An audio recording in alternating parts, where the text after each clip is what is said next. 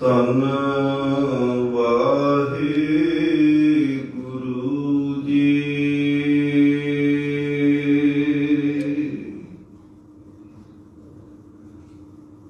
ਤੁਮਰੇ ਗੁਣ ਕਿਆ ਕਹਾਂ ਮੇਰੇ ਸਤਿਗੁਰਾ,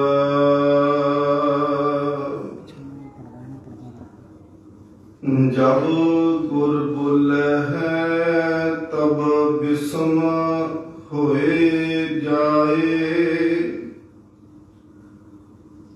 ਹਮ ਜੈਸੇ अपराधी अवर कोई राखै, जैसे हम सतगुर राख लिए छड़ाए।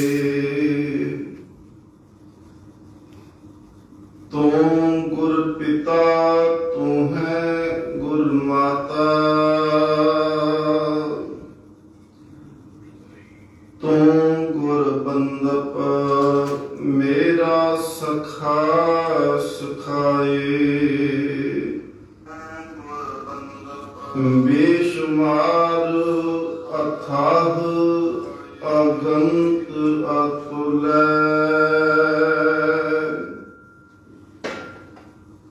ज्यों बुलाओ त्यों नानक दास बोले।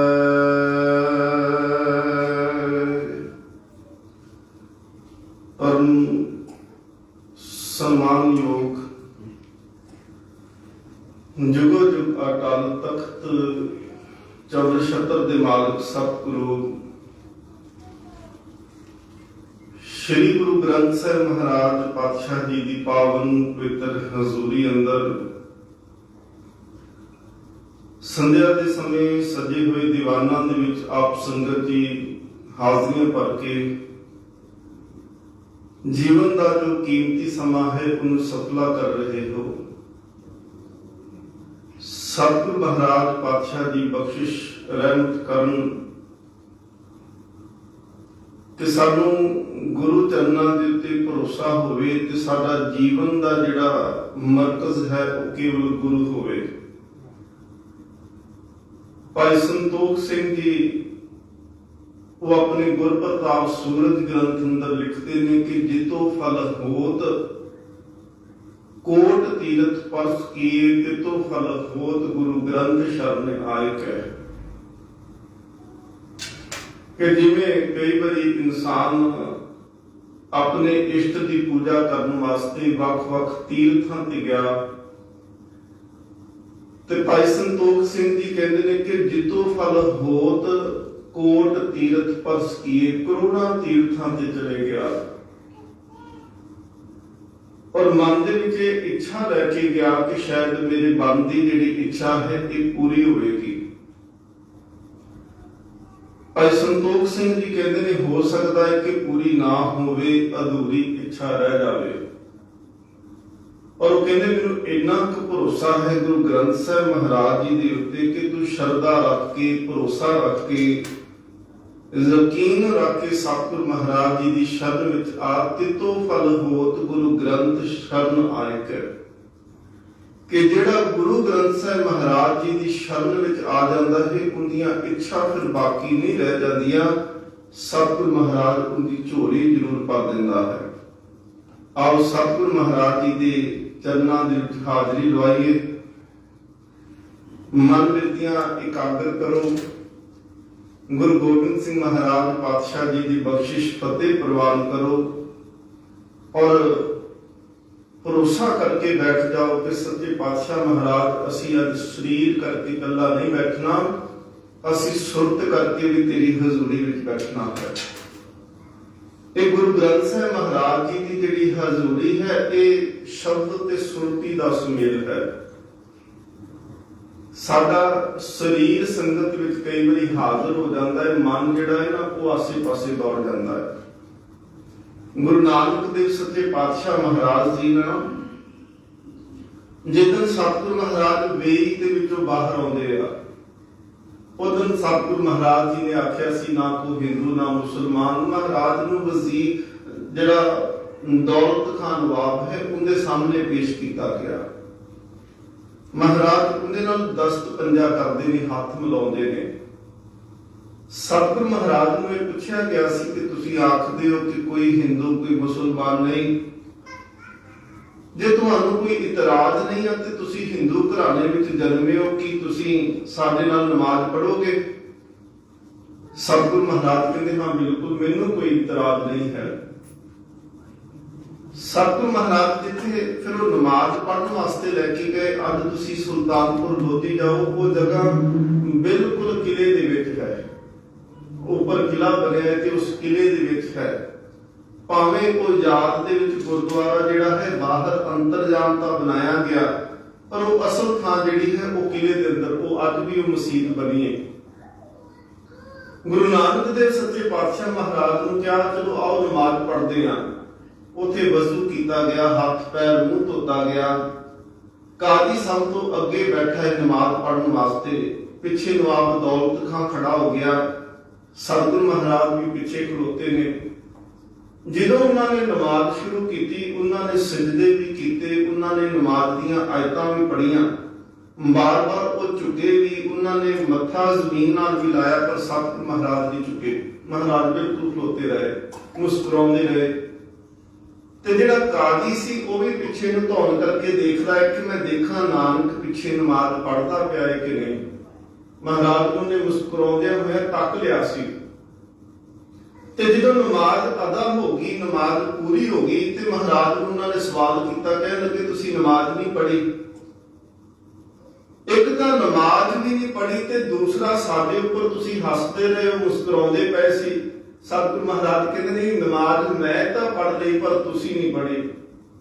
ਉਹ ਕਹਿੰਦੇ ਅਸੀਂ ਤਾਂ ਪੜ੍ਹਦੇ ਪਏ ਸੀ, ਦੇਖੋ ਅਸੀਂ ਤਾਂ ਬਾਰ-ਬਾਰ 5 ਵਾਰੀ ਸਿਜਦਾ ਵੀ ਥੱਲੇ ਨੂੰ ਕੀਤਾ ਹੈ ਤੇ ਤੁਹਾਡੇ ਸਾਹਮਣੇ ਕਰਦੇ ਪਏ ਸੀ। ਸਤਿਗੁਰੂ ਮਹਾਰਾਜ ਕਹਿੰਦੇ ਇਹ ਕੱਲਾ ਸਿਜਦੇ ਕਰਨ ਦੇ ਨਾਲ, ਝੁਕਣ ਦੇ ਨਾਲ ਕੁਝ ਪ੍ਰਾਪਤੀ ਨਹੀਂ ਹੁੰਦੀ। ਮਹਾਰਾਜ ਇੱਕ ਬਾਣੀ ਦੇ ਵਿੱਚ ਉਦਾਹਰਨ ਦਿੰਦੇ ਆ ਜੀ। ਸਤਿਗੁਰੂ ਮਹਾਰਾਜ ਕਹਿੰਦੇ ਨੇ ਅਪਰਾਧੀ ਦੂਣਾ ਨਿਵੇਂ ਜੋ ਹੰਤਾ ਮਿਲਗਾਵੇ। ਹੁਣ ਦੇਖੋ ਅਪਰਾਧੀ ਸ਼ਿਕਾਰੀ ਜਿਹੜਾ ਹੈ ਉਹ ਹਿਰਨ ਦਾ ਸ਼ਿਕਾਰ ਕਰਨ ਵਾਸਤੇ ਉਹ ਬਹੁਤ ਨੀਵਾਂ ਹੋ ਜਾਂਦਾ ਹੈ, ਪਰ ਇਹਦਾ ਮਤਲਬ ਇਹ ਨਹੀਂ ਨਾ ਕਿ ਉਹ ਕਿਤੇ ਰੱਬ ਨੂੰ ਖੁਸ਼ ਕਰਦੇ ਵਾਸਤੇ ਝੁਕਦਾ ਪਿਆ ਹੋਵੇ। ਪਹਿਲਵਾਨ ਜਦੋਂ ਦੇਸੀ ਤਰੀਕੇ ਨਾਲ ਚਲੋ ਪਹਿਲਵਾਨੀ ਜਿਹੜੇ ਕਰਦੇ ਨੇ ਉਹ ਕਿੰਨੇ ਡੰਡ ਮਾਰਦੇ ਨੇ, ਪੁਸ਼ਅਪ ਕਰਦੇ ਜਦੋਂ, ਤੇ ਉਹ ਵੀ ਤਾਂ ਥੱਲੇ ਨੂੰ ਬਾਰ-ਬਾਰ ਝੁਕਦੇ ਪਏ ਨੇ। ਕੀ ਉਹਨਾਂ ਦਾ ਝੁਕਣਾ ਜਿਹੜਾ ਹੈ ਉਹ ਧਾਰਮਿਕ ਹੋ ਸਕਦਾ ਹੈ? ਮਹਾਰਾਜ ਕਹਿੰਦੇ ਤੁਹਾਡਾ ਕੱਲਾ ਸਰੀਰ ਝੁਕਿਆ, ਮਨ ਕਾਜੀ ਜੀ ਤੁਹਾਡਾ ਜਿਹੜਾ ਸੀ ਉੱਥੇ ਨਹੀਂ ਸੀ ਉਸ ਵੇਲੇ। ਮਨ ਤੁਹਾਡਾ ਤੁਹਾਡੇ ਘਰ ਦੇ ਵਿੱਚ ਘੋੜੀ ਦੀ ਵਛੇਰੀ ਸਾਂਭਦਾ ਪਿਆ ਸੀ। ਉਹ ਬਿਲਕੁਲ ਚਲੋ ਉਹ ਚੰਗਾ ਸੀ, ਉਹਨੇ ਗੁਰੂ ਨਾਨਕ ਦੇ ਜੋ ਕਿਹਾ ਉਹਨੇ ਮਨ ਕਰਕੇ ਮੰਨ ਲਿਆ ਕਿ ਹਾਂ ਸੱਚੀ ਮੁੱਚੀ ਮੇਰਾ ਮਨ ਇੱਥੇ ਨਹੀਂ ਸੀ। ਸਤਿਗੁਰੂ ਮਹਾਰਾਜ ਨੂੰ ਨਵਾਬ ਦੌਲਤ ਖਾਂ ਆਖਦਾ ਹੈ, ਕਹਿੰਦਾ ਮੈਂ ਤੇ ਪੜ੍ਹੀ ਆ ਨਾ। ਹੁਣ ਇਹ ਸੀ ਹੁੰਦਾ, ਕਈ ਵਾਰੀ ਹੁੰਦਾ ਹੈ ਨਾ ਕਿ ਬੰਦਾ ਅਹੁਦੇ ਦਾ ਪ੍ਰਭਾਵ ਪਾਉਣਾ ਚਾਹੁੰਦਾ ਹੈ ਕਿ ਸ਼ਾਇਦ ਇਹਦੇ ਕਰਕੇ ਕੋਈ ਮੇਰੇ ਅੱਗੇ ਝੁਕ ਜਾਏਗਾ ਤੇ ਮੇਰੀ ਮੁਖਾਲਫਤ ਨਹੀਂ ਕਰੇਗਾ। ਸਤਿਗੁਰੂ ਮਹਾਰਾਜ ਕਹਿੰਦੇ ਨਵਾਬ ਸਾਹਿਬ ਤੁਸੀਂ ਵੀ ਨਹੀਂ ਪੜ੍ਹੀ, ਤੁਸੀਂ ਵੀ ਅਰਬੀ ਘੋੜੇ ਖਰੀਦਦੇ ਪਏ ਸੀ, ਮਨ ਕਰਕੇ ਤੁਸੀਂ ਵੀ ਇੱਥੇ ਨਹੀਂ ਸੀ, ਕੇਵਲ ਸਰੀਰ ਕਰਕੇ ਇੱਥੇ ਸੀ। ਇਹ ਅਸਲ ਦੇ ਵਿੱਚ ਸੰਗਤ ਦਾ ਸੰਕਲਪ ਸੀ। ਅਸੀਂ ਸਰੀਰ ਕਰਕੇ ਆਉਣੇ ਹਾਂ ਗੁਰੂ ਘਰੇ, ਔਰ ਆਉਣਾ ਚਾਹੀਦਾ ਹੈ। ਔਰ ਸਭ ਤੋਂ ਔਖਾ ਜੇਕਰ ਕੋਈ ਕੰਮ ਹੈ ਨਾ ਧਰਮ ਦੀ ਦੁਨੀਆ ਵਿੱਚ, ਉਹ ਇਹੀ ਆ ਕਿ ਮਨ ਕਰਕੇ ਬੈਠ ਜਾਣਾ। ਗੁਰੂ ਕਿਰਪਾ ਕਰੇ ਮਨ ਕਰਕੇ ਅਸੀਂ ਸਤਿਗੁਰੂ ਮਹਾਰਾਜ ਜੀ ਦੀ ਹਜ਼ੂਰੀ ਵਿੱਚ ਬੈਠੇ, ਜਿਤਨਾ ਸਮਾਂ ਮਹਾਰਾਜ ਬਖਸ਼ਦੇ ਨੇ, ਤੇ ਗੁਰਮਤਿ ਵਿਚਾਰਾਂ ਦੀ ਆਓ ਸਾਂਝ ਕਰੀਏ। ਸਾਰੀ ਸੰਗਤ ਮਨ ਕਰਕੇ ਹਾਜ਼ਰੀ ਲਵਾਉਣਾ ਕਰੋ। ਗੁਰੂ ਗੋਬਿੰਦ ਸਿੰਘ ਮਹਾਰਾਜ ਜੀ ਦੀ ਬਖਸ਼ਿਸ਼ ਫਤਿਹ ਪ੍ਰਵਾਨ ਕਰੋ। ਵਾਹਿਗੁਰੂ ਜੀ ਕਾ ਖਾਲਸਾ, ਵਾਹਿਗੁਰੂ ਜੀ ਕੀ ਫਤਿਹ। ਸਤਿਗੁਰੂ ਗੁਰੂ ਨਾਨਕ ਦੇਵ ਸੱਚੇ ਪਾਤਸ਼ਾਹ ਮਹਾਰਾਜ ਆਸਾ ਕੀ ਬਾਤ ਦੇ ਵਿੱਚ ਨਾ ਇੱਕ ਹੁਕਮ ਬਖਸ਼ਿਸ਼ ਕੀਤਾ। ਮਹਾਰਾਜ ਕਹਿੰਦੇ ਨੇ ਕਿ ਹੁਕਮ ਮੰਨਿਆ ਹੋਵੇ ਪ੍ਰਵਾਨ ਤਾਂ ਖਸਮੇ ਕਾ ਮਹਿਲ ਪਾਏ ਸੀ। ਇਹਦੇ ਦੇ ਅਰਥ ਕਰੋਗੇ ਤੇ ਇਹਦੇ ਅਰਥ ਬਣਦੇ ਨੇ ਕਿ ਜਿਹੜਾ ਹੁਕਮ ਦੇ ਵਿੱਚ ਚੱਲਦਾ ਹੈ ਉਹ ਰੱਬ ਦੇ ਘਰ ਦੇ ਵਿੱਚ ਉਹ ਪ੍ਰਵਾਨਿਆ ਗਿਆ। दूसरा सतगुरु महाराज कहते कला परवानिया नहीं गया, वो खसमे का महल पाए सी, ਉਹਨੂੰ ਖਸਮ ਦੇ ਘਰ ਦੀ, ਰੱਬ ਦੇ ਘਰ ਦੀ ਪ੍ਰਾਪਤੀ ਹੋ ਜਾਂਦੀ ਹੈ। ਸਤਿਗੁਰੂ ਮਹਾਰਾਜ ਪਾਤਸ਼ਾਹ ਜਿਹੜੀ ਹੁਕਮ ਦੀ ਗੱਲ ਕਰਦੇ ਨੇ ਨਾ ਆਸਾ ਕੀ ਬਾਤ ਦੇ ਅੰਦਰ, ਇਸ ਹੁਕਮ ਦੀ ਗੱਲ ਮਹਾਰਾਜ ਨੇ ਪਹਿਲੀ ਬਾਣੀ ਵਿੱਚ ਵੀ ਕੀਤੀ ਆ। ਸੱਚੇ ਪਾਤਸ਼ਾਹ ਮਹਾਰਾਜ ਆਖਦੇ ਨੇ ਕਿ ਹਰ ਇਨਸਾਨ ਚਾਹੁੰਦਾ ਹੈ ਕਿ ਮੈਂ ਧਰਮ ਦੀ ਦੁਨੀਆ ਵਿੱਚ, ਮੈਂ ਸਮਾਜ ਦੇ ਵਿੱਚ ਮੇਰਾ ਜਿਹੜਾ ਆਚਰਣ ਹੈ ਜਾਂ ਮੇਰਾ ਰੁਤਬਾ ਹੈ ਉਹ ਚੰਗਾ ਹੋ ਸਕੇ। ਇਹਨੂੰ ਸੱਚੇ ਪਾਤਸ਼ਾਹ ਮਹਾਰਾਜ ਕਹਿੰਦੇ ਨੇ ਸਤਿਆਰ ਹੋਣਾ। ਚੰਗੇ ਹੋਣ ਤੋਂ ਭਾਵ ਹੈ ਕਿ ਸਤਿਆਰ ਹੋ ਜਾਣਾ।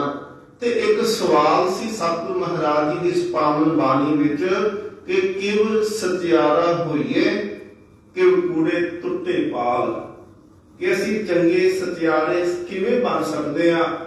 ਤੇ हे ਪ੍ਰਮਾਤਮਾ ਜੀ, ਤੁਹਾਡੇ ਤੇ ਸਾਡੇ ਵਿੱਚ ਜਿਹੜੀ ਕੂੜ ਦੀ ਅਸੀਂ ਕੰਧ ਬਣਾ ਕੇ ਬੈਠੇ ਆ, ਝੂਠ ਦੀ ਅਸੀਂ ਕੰਧ ਉਸਾਰ ਕੇ ਬੈਠੇ ਆ, ਇਹ ਕੰਧ ਕਿਵੇਂ ਟੁੱਟ ਸਕਦੀ ਆ।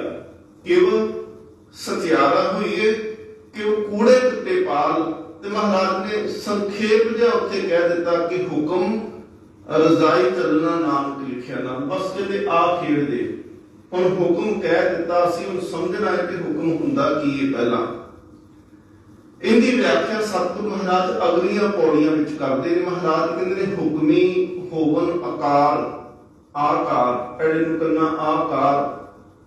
ਇਹ ਜੋ ਆਕਾਰ ਦੇ ਅਰਥ ਹੁੰਦੇ ਨੇ ਕਿ ਜੋ ਕੁਝ ਦਿਸਦਾ ਪਿਆ ਏ, ਜਿੰਦਾ ਢਾਂਚਾ ਦਿਸਦਾ ਪਿਆ ਏ। ਹੁਣ ਕੋਈ ਵੀ ਵਸਤੂ ਆ ਨਾ, ਸਾਡਾ ਮਨੁੱਖਾ ਹਿਊਮਨ ਬੋਡੀ ਇੱਕ ਢਾਂਚਾ ਹੈ ਨਾ, ਸਾਨੂੰ ਦਿਸਦਾ ਹੈ ਕਿ ਫਲਾਣਾ ਇਵੇਂ ਦਾ ਹੈ, ਫਲਾਣੇ ਦੀ ਸ਼ਕਲ ਇਵੇਂ ਦੀ ਆ।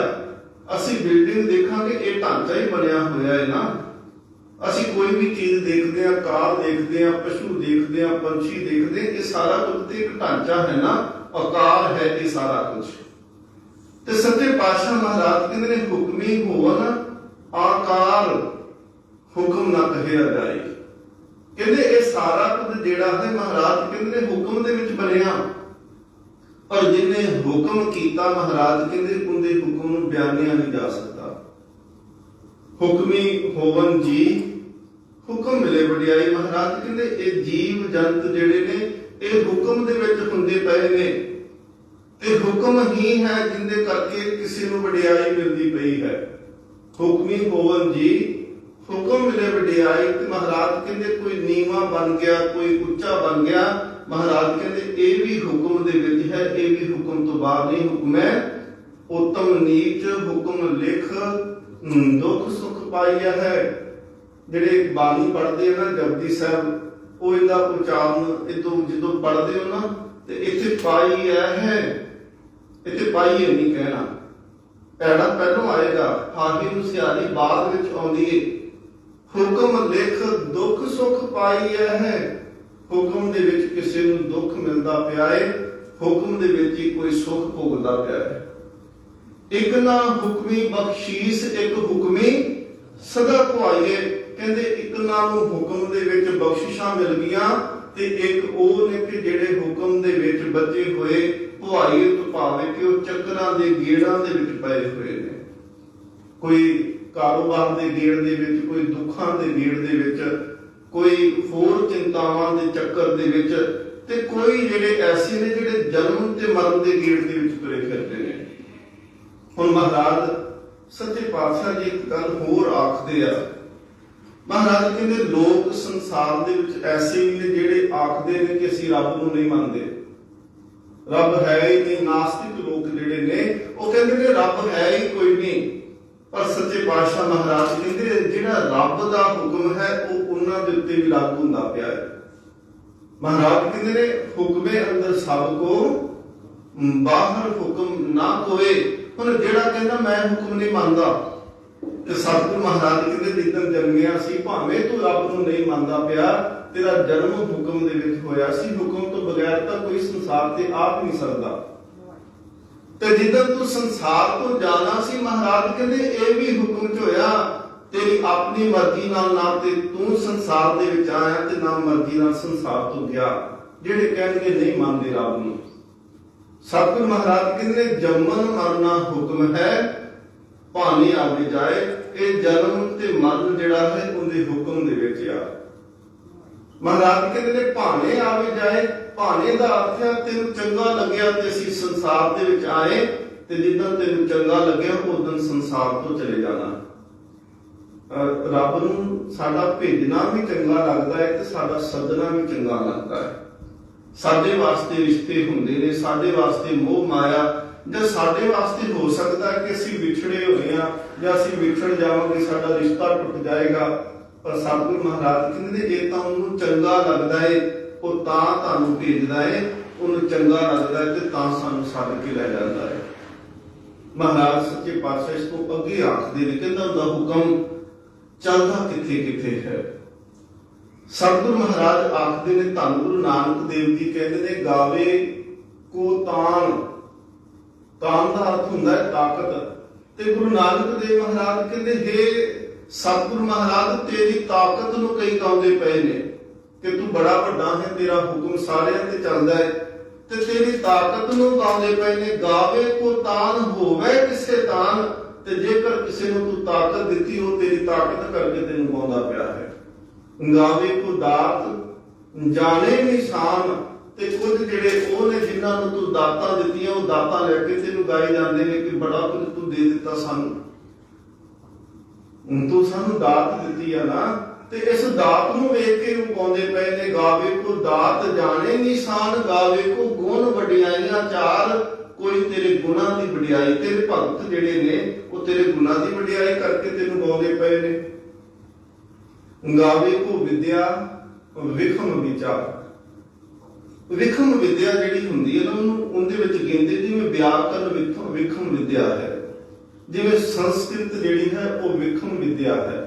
ਸਤਿਗੁਰੂ ਮਹਾਰਾਜ ਕਹਿੰਦੇ ਤੇਰੀ ਵਡਿਆਈ ਕਰਨ ਵਾਸਤੇ ਬਹੁਤ ਸਾਰੇ ਐਸੇ ਨੇ ਜਿਹੜੇ ਗਿਆਨ ਦਾ ਸਹਾਰਾ ਲੈਂਦੇ ਨੇ ਤੇ ਗਿਆਨ ਦਾ ਸਹਾਰਾ ਲੈ ਕੇ ਤੇਰੀ ਵਡਿਆਈ ਕਰਦੇ ਪਏ ਨੇ। ਵਿਖਮ ਵਿਦਿਆ ਗਾਉਂਦੇ ਨੇ। ਗਾਵੇ ਕੋ ਵਿਦਿਆ ਵਿਖਮ ਵਿਚਾਰ। ਗਾਵੇ ਕੋ ਸਾਜ ਕਰੇ ਤਨ ਖੇ। ਸਾਜ ਕਰੇ ਤੋਂ ਭਾਵ ਹੁੰਦਾ ਹੈ ਕਿ ਤੂੰ ਬਣਾਉਂਦਾ ਪਿਆ, ਲੋਕੀ ਤਾਂ ਵੀ ਤੈਨੂੰ ਗਾਉਂਦੇ ਪਏ ਨੇ ਕਿ ਤੂੰ ਬਣਾ ਰਿਹਾ ਹੈ, ਤੇਰੇ ਹੁਕਮ ਦੇ ਵਿੱਚ ਆਕਾਰ ਬਣਦੇ ਪਏ ਨੇ। ਗਾਵੇ ਕੋ ਸਾਜ ਕਰੇ ਤਨ ਖੇ। ਤੇ ਤੂੰ ਆਪੇ ਹੀ ਹੈ, ਤੇਰੀ ਇਹ ਤਾਕਤ ਹੈ। ਇਸ ਤਾਕਤ ਨੂੰ ਵੀ ਲੋਕ ਗਾਉਂਦੇ ਪਏ ਨੇ ਕਿ ਤੂੰ ਸਾਜਣ ਵਾਲਾ ਤੂੰ ਤੇ ਖੇ ਕਰਨ ਵਾਲਾ ਵੀ ਤੂੰ ਹੈ। ਗਾਵੇ ਕੋ ਸਾਜ ਕਰੇ ਤਨ ਖੇ। ਗਾਵੇ ਕੋ ਜੀ ਲੈ ਫਿਰ ਦੇ। ਤੂੰ ਜੀ ਦੇਣਾ ਹੈ, ਤੂੰ ਦਾਤ ਦਿੱਤੀ, ਤੂੰ ਆਤਮਾ ਦਿੱਤੀ, ਤੂੰ ਸਵਾਸ ਦਿੱਤੇ, ਫਿਰ ਤੂੰ ਸਵਾਸ ਲੈ ਦੇ, ਤੂੰ ਕੱਢ ਵੀ ਲਏ। ਫਿਰ ਸਤਿਗੁਰੂ ਮਹਾਰਾਜ ਕਹਿੰਦੇ ਤੂੰ ਫਿਰ ਜਦੋਂ ਤੇਰੀ ਮੌਤ ਹੈ ਤੂੰ ਫਿਰ ਕਿਸੇ ਹੋਰ ਰੂਪ ਦੇ ਵਿੱਚ ਦੇ ਦਿੱਤੇ। ਜੀ ਲੈ ਫਿਰ ਦੇ। ਮਹਾਰਾਜ ਕਹਿੰਦੇ ਨੇ ਗਾਵੇ ਕੋ ਜਾਪੇ ਦਿਸੇ ਦੂਰ। ਕੋਈ ਕਹਿੰਦੇ ਤੂੰ ਬੜਾ ਦੂਰ ਹੈ, ਤੂੰ ਬਹੁਤ ਉੱਚੀ ਥਾਂ ਤੇ, ਤੂੰ ਸਤਵੇਂ ਅਸਮਾਨਾਂ ਤੇ। ਕੋਈ ਤੈਨੂੰ ਇਸ ਤਰ੍ਹਾਂ ਗਾਉਂਦਾ ਪਿਆ ਕਿ ਤੂੰ ਦੂਰ ਹੈ। ਗਾਵੇ ਕੋ ਜਾਪੇ ਦਿਸੇ ਦੂਰ। ਗਾਵੇ ਕੋ ਵੇਖੇ ਹਾਜ਼ਰਾ ਦੂਰ। ਤੇ ਕਹਿੰਦੇ ਨੇ ਤੂੰ ਬੜਾ ਨੇੜੇ ਆ। ਕਹੋ ਰਵਿਦਾਸ ਹੱਥ ਪੈ ਨੇੜੇ ਸਹਿਜੇ ਹੋਏ ਸੋ ਹੋਏ। ਕੋਈ ਕਹਿੰਦੇ ਤੂੰ ਇੰਨਾ ਨੇੜੇ ਕਿ ਹੱਥ ਵੀ ਦੂਰ ਆ, ਤੂੰ ਤੇ ਹੱਥ ਤੋਂ ਵੀ ਨੇੜੇ ਹੈ। ਗਾਵੇ ਕੋ ਜਾਪੇ ਦਿਸੇ ਦੂਰ। ਗਾਵੇ ਕੋ ਵੇਖੇ ਹਾਜ਼ਰਾ ਹਦੂਰ। ਮਹਾਰਾਜ ਕਹਿੰਦੇ ਕਥਨਾ ਕਥੀ ਨਾ ਆਵੇ ਤੋਟ। ਕਥ ਕਥ ਕਥੀ ਕੋਟੀ ਕੋਟ ਕੋਟ। ਮਹਾਰਾਜ ਕਹਿੰਦੇ ਕੋਈ ਇਸ ਤਰ੍ਹਾਂ ਗਾਉਂਦੇ ਕਿ ਤੂੰ ਬਹੁਤ ਬੇਅੰਤ ਹੈ, ਤੂੰ ਇੰਨਾ ਬੇਅੰਤ ਹੈ ਕਥਿਆ ਹੀ ਨਹੀਂ ਜਾ ਸਕਦਾ। ਤੇ ਕੋਈ ਤੇਰੀਆਂ ਦਾਤਾਂ ਨੂੰ ਦੇਖ ਕੇ ਆਖਦਾ ਦਿੰਦਾ ਦੇ ਲੈਂਦੇ ਥਕ ਪਾਹੇ ਜੁਗਾਂ ਜੁਗੰਤਰ।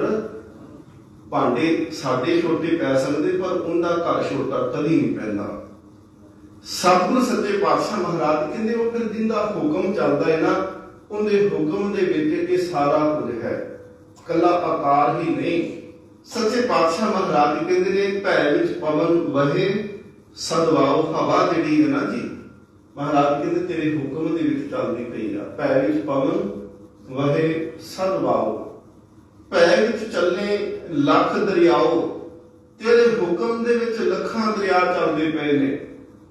ਔਰ ਤੇਰਾ ਇਹ ਹੁਕਮ ਹੈ ਨਾ ਕਿ ਲੱਖਾਂ ਦਰਿਆ ਹਜ਼ਾਰਾਂ ਲੱਖਾਂ ਸਾਲਾਂ ਤੋਂ ਸਮੁੰਦਰ ਦੇ ਵਿੱਚ ਡਿੱਗਦੇ ਪਏ ਨੇ।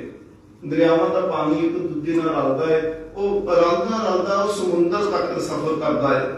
ਤੇ ਸਮੁੰਦਰ ਦੇ ਵਿੱਚ ਉਹ ਦਰਿਆ ਲੱਖਾਂ ਹਜ਼ਾਰਾਂ ਦਰਿਆ ਸਮੁੰਦਰ 'ਚ ਪਾਣੀ ਪਾਉਂਦੇ ਪਏ ਨੇ। ਇਹ ਸਮੁੰਦਰ ਤੇਰੇ ਹੁਕਮ ਦੇ ਵਿੱਚ ਇਹਨੇ ਕਦੀ ਉਛਲ ਕੇ ਨਹੀਂ ਕਿਹਾ ਕਿ ਮੈਂ ਭਰ ਗਿਆ। ਸਦੀਆਂ ਤੋਂ ਹਜ਼ਾਰਾਂ ਸਾਲਾਂ ਤੋਂ ਪਾਣੀ ਡਿੱਗਦਾ ਪਿਆ, ਪਰ ਫਿਰ ਵੀ ਉਹ ਤੇਰੇ ਹੁਕਮ ਦੇ ਵਿੱਚ ਆ। ਭੈ ਵਿੱਚ ਪਵਨ ਵਹੇ ਸਦਵਾਓ, ਭੈ ਵਿੱਚ ਚੱਲੇ ਲੱਖ ਦਰਿਆਓ, ਭੈ ਵਿੱਚ ਅਗਨ ਕੱਢੇ ਬੇਕਾਰ। ਕਹਿੰਦੇ ਆ ਜਿੰਨੀ ਲੱਕੜ ਦੇਖਦੇ ਆ ਨਾ, ਭਾਵੇਂ ਤੁਸੀਂ ਫਰਨੀਚਰ ਰੂਪ ਦੇ ਵਿੱਚ ਵੇਖੋ, ਭਾਵੇਂ ਤੁਸੀਂ ਬਨਸਪਤੀ ਰੂਪ ਦੇ ਵਿੱਚ ਦੇਖੋ, ਮਹਾਰਾਜ ਕਹਿੰਦੇ ਭੈ ਦੇ ਵਿੱਚ ਇਹ ਅਗਨ ਜਿਹੜੀ ਹੈ ਇਹ ਤੇਰੇ ਹੁਕਮ ਦੇ ਵਿੱਚ ਦਰਖਤ ਲੱਕੜ ਦੇ ਵਿੱਚ ਰੱਖੀ ਹੋਈ ਆ।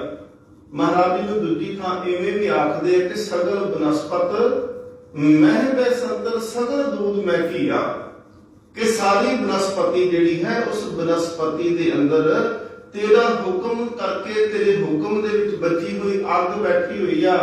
ਤੇਰੇ ਹੁਕਮ ਦੇ ਵਿੱਚ ਬਚੀ ਨਹੀਂ ਤੇ ਉਹ ਕਿਦੋਂ ਦਾ ਲੱਕੜ ਨੂੰ ਸਾੜ ਦਿੰਦੀ। ਆ ਜੰਗਲਾਂ ਦੇ ਵਿੱਚ ਜਦੋਂ ਅੱਗ ਲੱਗਦੀ, ਕੌਣ ਹੈ ਜਿਹੜਾ ਡੱਬੀ ਲੈ ਕੇ ਮਾਚਿਸ ਲੈ ਕੇ ਲਾਉਣ ਜਾਂਦਾ ਹੋਵੇ ਉੱਥੇ? ਉਹ ਲੱਕੜ ਦੇ ਵਿੱਚ ਆ ਗਿਆ ਤੇ ਉਹ ਆਪਣੇ ਆਪ ਜਦੋਂ ਦਰਖਤ ਖਿੰਦੇ ਨੇ ਜਾਂ ਬਾਂਸ ਦੇ ਨਾਲ ਬਾਂਸ ਟਕਰਾਉਂਦਾ ਹੈ ਤੇ ਉਹ ਅੱਗ ਪੈਦਾ ਹੁੰਦੀ ਤੇ ਜੰਗਲਾਂ ਦੇ ਜੰਗਲ ਸੜ ਕੇ ਸੁਆਹ ਹੁੰਦੇ। ਉੱਥੇ ਬੰਦਾ ਥੋੜੀ ਲਾਉਣ ਗਿਆ ਸੀ, ਪਰ ਉਹ ਅੱਗ ਆਈ ਕਿੱਥੋਂ? ਉਹ ਅੱਗ ਵਿੱਚ ਲੱਕੜ ਦੇ ਪਈ ਹੋਈ ਸੀ, ਕੇਵਲ ਪ੍ਰਗਟ ਉੱਥੋਂ ਹੋਈ।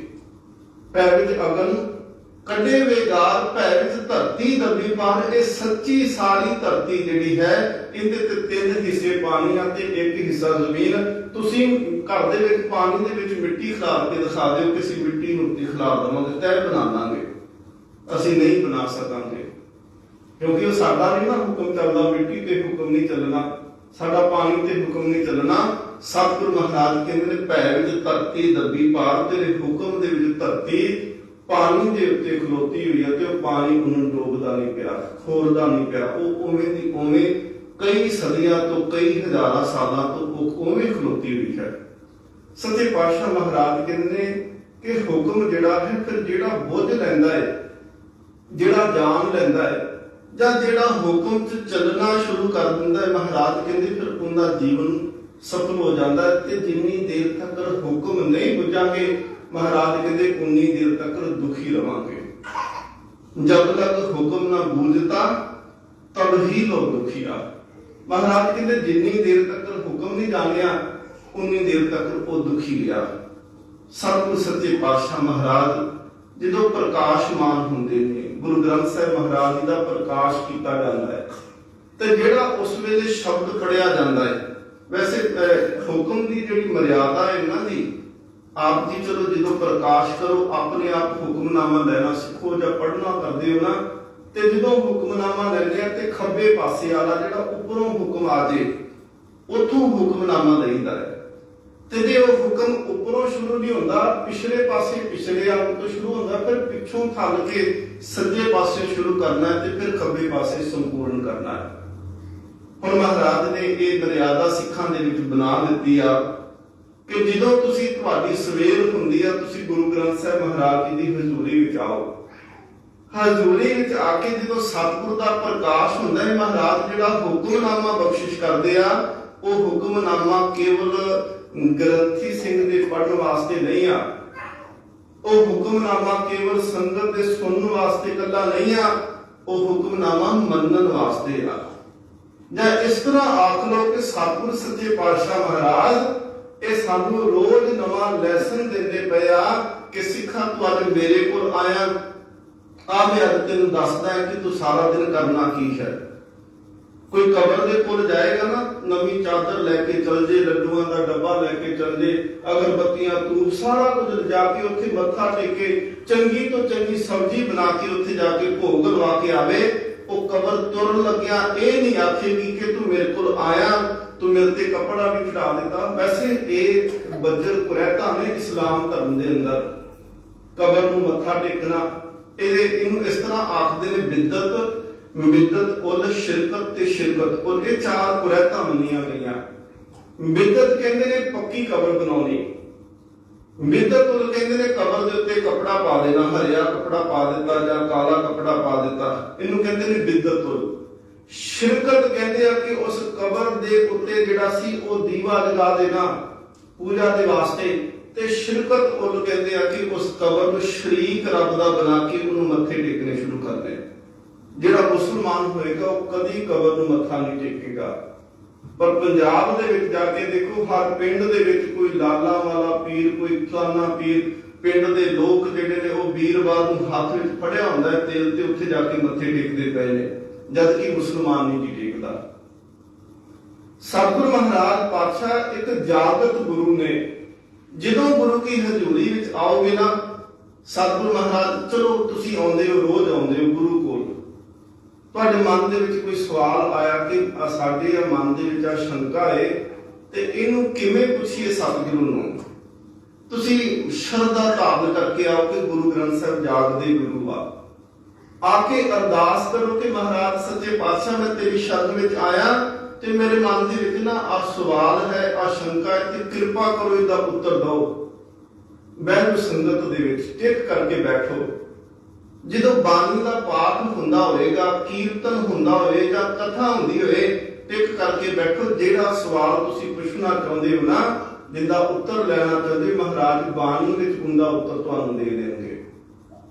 ਸਤਿਗੁਰ ਸੱਚੇ ਪਾਤਸ਼ਾਹ ਮਹਾਰਾਜ ਕਹਿੰਦੇ ਸਤਿਗੁਰ ਜਾਗਤਾ ਹੈ ਦਿਓ। ਇਹ ਜਾਗਤ ਗੁਰੂ ਨੇ। ਕਬਰ ਉਪਦੇਸ਼ ਨਹੀਂ ਦੇਗੀ। ਗੁਰੂ ਕੋਲ ਜਦੋਂ ਆਓਗੇ, ਗੁਰੂ ਗੁਰਬਾਣੀ ਕੀਰਤਨ ਰਾਹੀਂ, ਹੁਕਮਨਾਮੇ ਦੇ ਰਾਹੀਂ, ਕਥਾ ਦੇ ਰਾਹੀਂ ਗੁਰੂ ਸਿੱਖਿਆ ਦੇ ਕੇ ਤੋਰਦਾ ਹੈ ਕਿ ਅੱਜ ਇਹਨੂੰ ਹੁਕਮ ਨੂੰ ਜਾ ਕੇ ਕਮਾਏ, ਤੇਰੇ ਜੀਵਨ ਦੇ ਵਿੱਚੋਂ ਇੱਕ ਕਮੀ ਜਿਹੜੀ ਹੈ ਉਹ ਸ਼ਾਇਦ ਪੂਰੀ ਹੋ ਜਾਏ, ਜਾਂ ਤੇਰੇ ਜੀਵਨ ਚੋਂ ਵਿਕਾਰ ਕੋਈ ਇੱਕ ਅੱਧਾ ਘਟ ਜਾਏ, ਤੇਰਾ ਜੀਵਨ ਜਿਹੜਾ ਹੈ ਉਹ ਚੰਗੇ ਪਾਸੇ ਨੂੰ ਤੁਰ ਸਕੇ। ਸਤਿਗੁਰ ਸੱਚੇ ਪਾਤਸ਼ਾਹ ਮਹਾਰਾਜ ਆਖਦੇ ਨੇ ਕਿ ਹੁਕਮ ਮੰਨਿਆ ਹੋਵੇ ਪ੍ਰਵਾਨ ਤਾਂ ਖਸਮੇ ਕਾ ਮਹਿਲ ਪਾਇਸੀ। ਹੁਣ ਹੁਕਮ ਮੰਨਣਾ ਕਿਵੇਂ ਆ?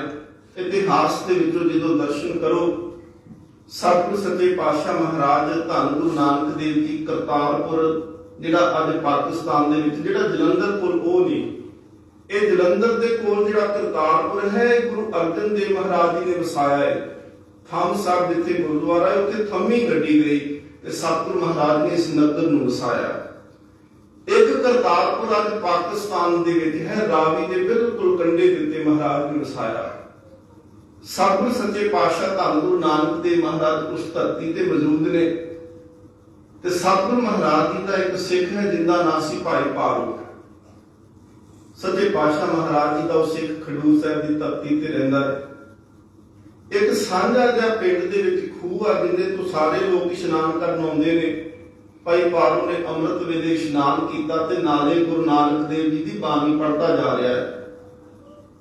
ਭਾਈ ਪਾਰੋ ਦੇ ਪਿੱਛੇ ਪਿੱਛੇ ਇੱਕ ਹੋਰ ਗੁਰਮੁਖ ਪਿਆਰਾ ਜਿਹਨੇ ਇਸ਼ਨਾਨ ਕੀਤਾ ਤੇ ਜਿੰਦਾ ਨਾਂ ਲੈਣਾ ਹੈ, ਉਹ ਪਿੱਛੇ ਤੁਰਿਆ ਜਾਂਦਾ ਹੈ ਕਿ ਇਹ ਕੀ ਬੋਲਦਾ ਪਿਆ ਹੈ। ਮਨ ਦੇ ਵਿੱਚ ਜਿਗਿਆਸਾ ਪੈਦਾ ਹੋਈ ਕਿ ਮੈਂ ਸੁਣਾ, ਤੇ ਉਹ ਪੰਕਤੀਆਂ ਜਿਹੜੀਆਂ ਪਹਿਲੀਆਂ ਕੰਨ ਦੇ ਵਿੱਚ ਪਈਆਂ ਉਹ ਇਹ ਸਨ ਕਿ ਜਿਤ ਕੀਤਾ ਪਾਈਏ ਆਪਣਾ ਸਾਕਾਲ ਬੁਰੀ ਕਿਉਂ ਘਾਲੀਏ, ਜਿਤ ਸੇਵਿਆ ਸੁਖ ਪਾਈਏ ਸੋ ਸਾਹਿਬ ਸਦਾ ਸੰਭਾਲੀਏ, ਜਿਤ ਕੀਤਾ ਪਾਈਏ ਆਪਣਾ ਸਾਕਾਲ ਬੁਰੀ ਕਿਉਂ ਘਾਲੀਏ। ਹੁਣ ਸਿੱਧੇ ਅਰਥ ਸੀ ਕੰਨਾਂ ਦੇ ਵਿੱਚੋਂ ਉਹ ਬਾਣੀ ਗਈ ਤੇ ਉਹ ਅਰਥ ਬਾਣੀ ਦੇ ਜਿਹੜੇ ਸਨ ਉਹ ਬਿਲਕੁਲ ਹਿਰਦੇ ਨੂੰ ਚੀਰਦਿਆਂ ਲੰਘ ਗਏ।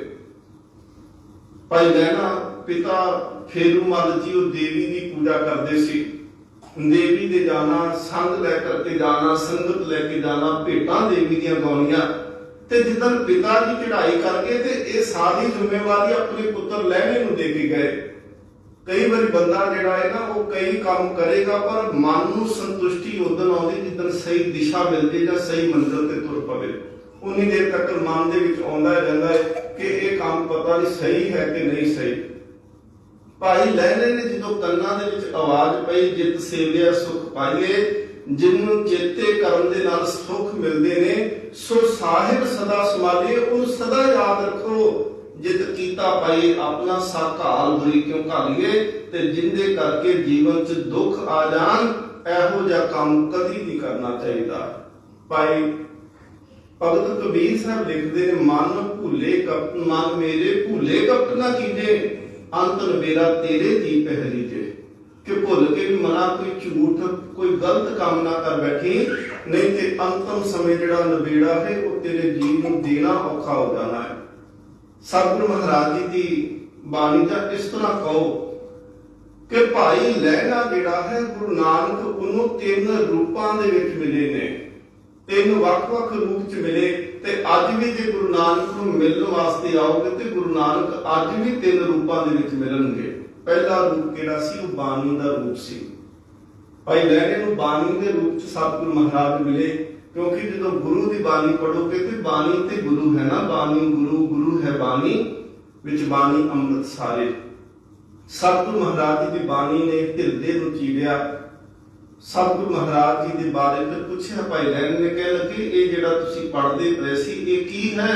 ਕਹਿ ਲੱਗੇ ਮੇਰੇ ਸਤਿਗੁਰੂ ਦੀ ਬਾਣੀ ਆ। ਗੁਰੂ ਨਾਨਕ ਦੇਵ ਸੱਚੇ ਪਾਤਸ਼ਾਹ ਮਹਾਰਾਜ ਉਹਨਾਂ ਦੀ ਰਚੀ ਹੋਈ ਬਾਣੀ ਹੈ। ਪੁੱਛਿਆ ਕਿ ਉਹ ਕਿੱਥੇ ਰਹਿੰਦੇ ਨੇ? ਕਹਿੰਦੇ ਜੀ ਉਹ ਕਰਤਾਰਪੁਰ ਰਹਿੰਦੇ ਨੇ। ਭਾਈ ਲਹਿਣਾ ਦੁਕਾਨ ਤੇ ਆਇਆ, ਦੁਕਾਨ ਖੋਲੀ। ਉਸੇ ਖਡੂਰ ਸਾਹਿਬ ਦੇ ਵਿੱਚ ਨਾ ਇੱਕ ਗਰੀਬ ਜਿਹਾ ਸਿੱਖ ਰਹਿੰਦਾ ਸੀ।